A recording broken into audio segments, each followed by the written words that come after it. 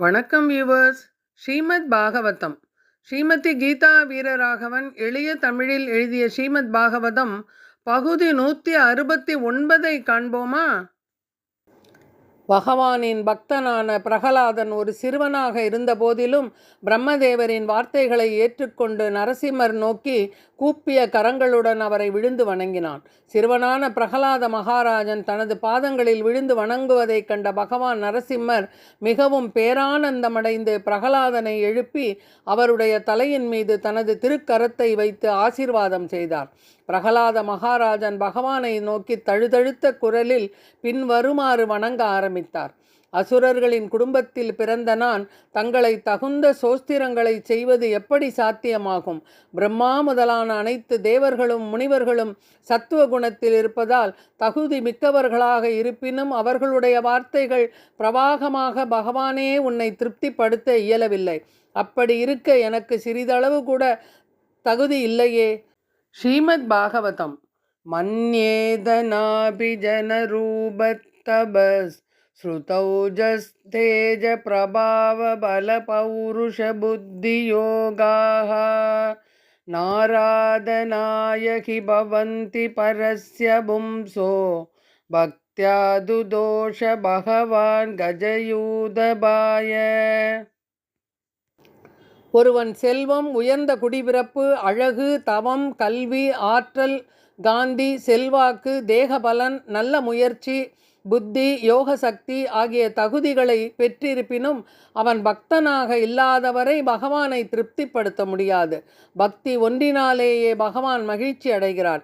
இந்த பக்தியால் அல்லவா பகவான் கஜேந்திரனிடம் திருப்தி அடைந்தார். இதையே திருமழிசை ஆழ்வார் தன்னுடைய பாசுரத்தில் ஒரு ஆணையை காத்து ஒரு ஆணையை அழித்தார், ஒரு அரக்கனை காத்து ஒரு அரக்கனை கொன்று, ஒரு அசுரனை காத்து ஒரு அசுரனை கொன்று, ஒரு குரங்கை காத்து ஒரு குரங்கை கொன்று, ஒரு அம்மானை காத்து ஒரு அம்மானை அழித்தார். கஜேந்திரனை காத்து கம்சனின் குவலயா பீட யானையை அழித்தார். விபீஷணனை காத்தார், ராவணனை கொன்றார். பிரகலாதனை காத்தார், இரண்யகசிபுவை அழித்தார். அர்ஜுனனை காத்தார், சிசுபாலனை கொன்றார். சுக்ரீவனை காத்து வாலியை அழித்தார். ஸ்ரீகும்பரை காத்து கம்சனை அழித்தார்.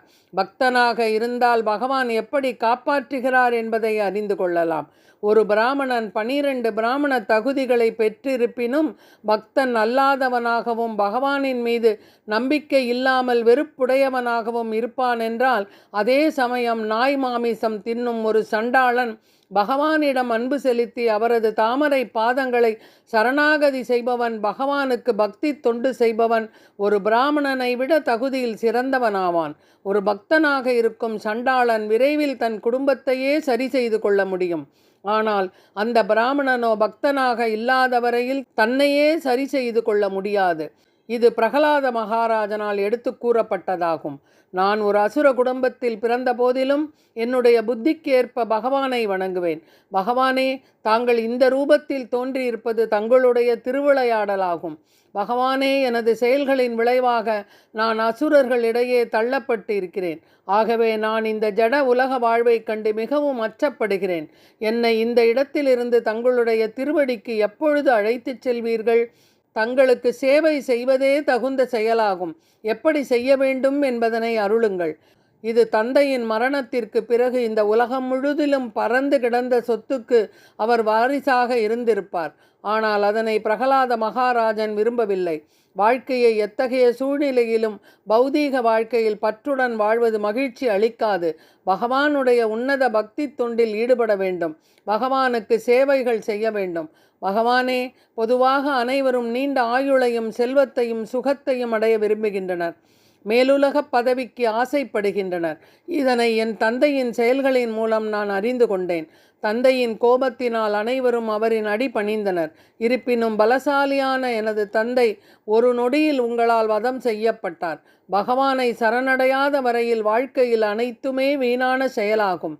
ஒவ்வொரு மனிதனும் பிறப்பு, இறப்பு, மூப்பு மற்றும் நோயின் தொடர்ச்சியான சக்கரத்தில் இருந்து காப்பாற்றப்படுவதற்கு ஒருவன் பகவானை சரணடைய வேண்டும். பகவத்கீதை. பகவான் ஸ்ரீ கிருஷ்ணரே வலியுறுத்துகின்றார். சர்வதர்மான் பரித்யஜ்ய மாமேகம் சரணம் வ்ரஜ அகம் துவாம் சர்வ பாபேப்யோ மோட்சயிஷ்வாமி மா சுஜக. எல்லா விதமான தர்மங்களையும் விட்டுவிட்டு என்னிடம் சரணடைவாயாக.